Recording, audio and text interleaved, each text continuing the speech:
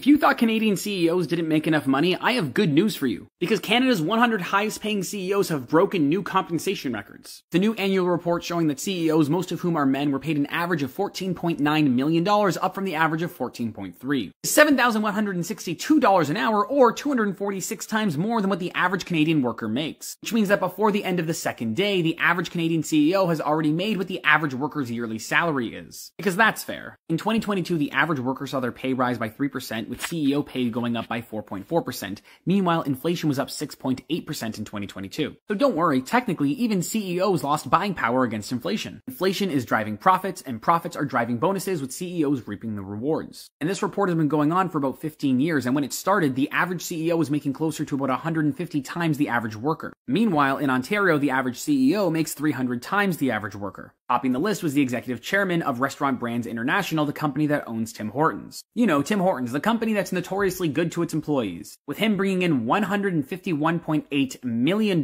not in salary, exclusively in the form of share-based and option-based awards. Oh, and by the way, only 4 of the top earners are women, which is the same number as people named Mark and Scott on the list. Representation. The report recommends making a new top income tax bracket, removing the corporate deductibility of pay packages over $1 million, introducing a wealth tax, and increasing the capital gains inclusion rate. Basically, we have tools at our disposal. Maybe we should use them to make things more equal. Because if in the last 15 years, CEOs went from making 150 times to 300 times the average worker's pay, what's going to happen in the next 15 years? Maybe, just maybe, we should be doing something about this.